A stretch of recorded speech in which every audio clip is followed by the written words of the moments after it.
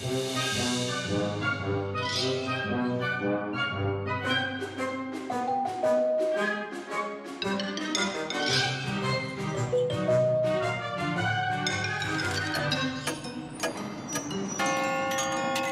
contes fantastiques de Macha.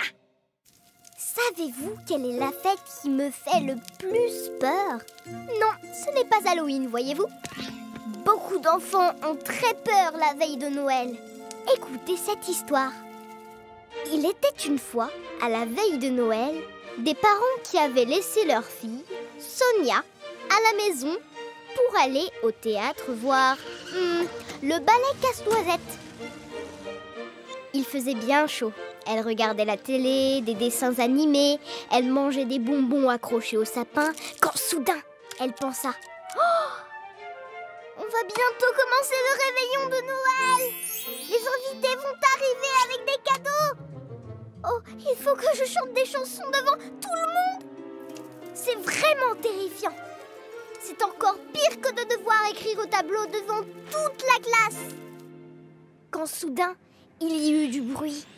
Et la télé disait « Hé, petite, les invités vont arriver. Ils sont tout près d'ici. Fais attention. » Sonia faillit s'étrangler de surprise avec son bonbon. Et la télé continuait de parler. « Hé, petite, les invités sont dans l'escalier. Fais attention, petite. » Tout à coup, Sonia entendit du bruit dans l'escalier. Dehors, des pas, des rires, des voix. Et la télé continuait de parler.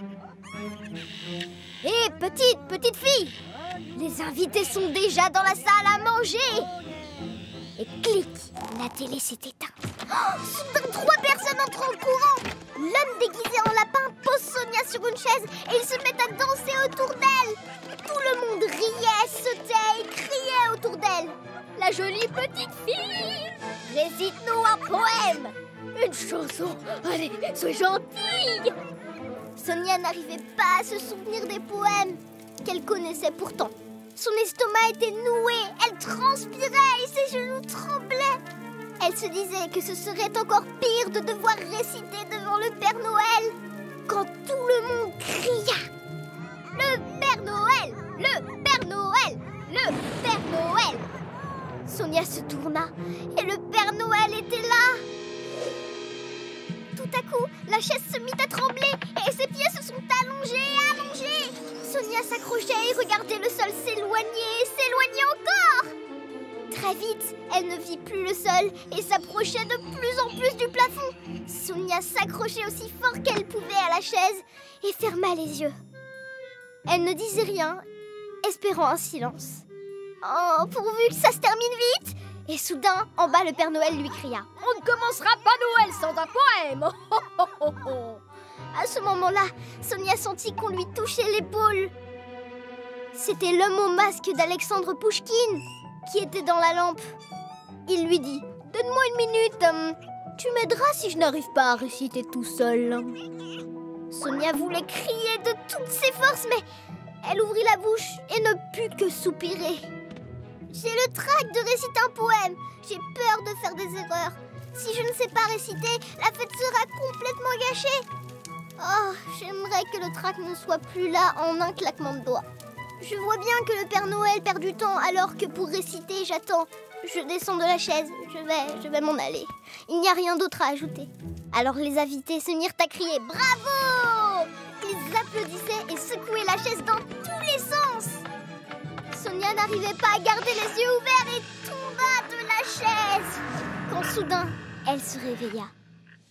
En ouvrant les yeux, elle vit ses parents qui souriaient et essayaient de la réveiller. « Debout, ma chérie, tu vas louper le Père Noël et les cadeaux si tu t'endors. » Sonia est très nerveuse et le Père Noël était bien là. Il a posé sa hotte par terre, monte sur une chaise, salue l'assemblée et paf!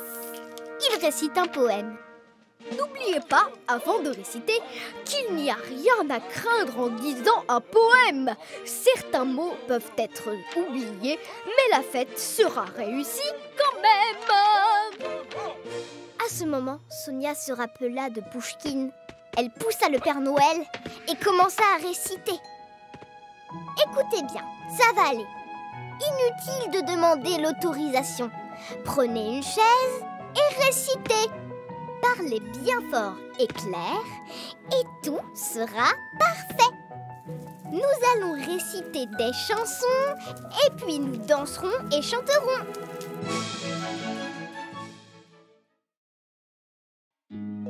Et qui peut me répondre? De quoi les enfants ont-ils peur à l'école? Mais non! Ce sont les parents qui ont peur des réunions avec les professeurs. Mais pour les enfants qui vont à l'école, la chose la plus effrayante, c'est les contrôles qui vérifient leurs connaissances. Voyez Archibald, l'exemple parfait. Quand il a entendu le mot contrôle, il s'est mis à trembler comme une feuille sur un arbre. Et ce fut pire lorsqu'il lui écrit le mot histoire. C'était un véritable cauchemar. Il avait horreur d'étudier l'histoire. Il n'aimait pas devoir mémoriser des endroits, tout plein de noms et de dates. C'était trop à retenir. Et c'est pour cela que ce qui lui est arrivé était troublant, très inquiétant. Cela s'est passé en automne par une soirée pluvieuse. Il y avait sur le bureau un livre d'histoire ouvert. Archibald essayait de le lire, mais il s'endormait. Il savait qu'il avait un contrôle le lendemain. Ah, l'histoire, ça m'ennuie. Que devrais-je faire? Il se mit à réfléchir. Oh, il va faire semblant d'être malade. Il a alors sauté dans son lit et il s'est enfoui sous sa couverture. Il est resté ainsi quelques minutes. Puis, il a entendu que quelqu'un marchait dans sa direction. Archibald s'asseya et regardait attentivement. Devant lui se tenait un médecin. Un médecin aux yeux de lynx. Si tu es vraiment malade, je vais devoir te soigner très vite. Si jamais tu ne guérissais pas, il me faudrait t'opérer de suite. Éclair et coup de tonnerre. C'était un cauchemar très effrayant. Il s'est envolé dans les airs et s'est retrouvé quelque part. Mais cela ne ressemblait pas à un hôpital. Archie, qui était malin, vit qu'il se trouvait dans son école. Il y avait 3 de ses professeurs, tous habillés en créatures étranges. Ils étaient assis devant lui, au fond de la salle, comme s'ils l'attendaient. Une professeure avec une jolie robe toute droit sortie d'un manuel d'histoire, qui avait l'air de jouer le rôle de la princesse d'Égypte, Cléopâtre. À côté d'elle, un puissant personnage, comme le directeur de l'école, mais plus imposant. César, l'empereur de Rome, très confiant. Puis le dernier arriva, bien sûr, avec son fidèle destrier. Il avait décidé de se vêtir du costume de Napoléon. Alors, les professeurs, sans se gêner, finirent par se regarder et décidèrent de briser tous les mensonges du pauvre garçon. Tu n'es pas malade, c'est certain. Tu es un tricheur, un menteur. Ne joue pas au plus malin. Nous te ferons faire cet examen. Réponds à toutes les questions pour voir si tu as des connaissances en histoire. Pour chacune des questions, va voir dans ton manuel d'histoire. Avec l'esprit rempli de terreur, ce qu'il dit était plein d'erreurs. Cléopâtre, oh, je sais, c'est une rivière au Tibet. Oh, j'adore le gâteau Napoléon. Je pourrais en manger toute la journée. Les gâteaux crémeux sont mes préférés. C'est de loin ce que je préfère manger, hein. Et cette réponse n'est pas la bonne. César, c'est une succulente salade. Fromage, croûtons, laitue et anchois et même du poulet si tu as le choix. La colère de Cléopâtre la gagna. Sur un verre d'eau, elle s'étrangla. Puis César se mit en colère. Qu'il abandonne ou je démissionne! Bonaparte, sans un mot, jeta sa fidèle épée, attrapa le globe devant lui et en rassemblant toute son autorité et sa force, il le brandit bien au-dessus de sa tête. alors qu'Archibald se réveilla. Quel cauchemar! Une seconde de plus et je n'existais plus! Et pour éviter de futurs cauchemars historiques, Archibald révisa pour son contrôle. Comment un enfant peut-il vaincre une reine, un maréchal et un empereur? Seulement grâce à ses connaissances!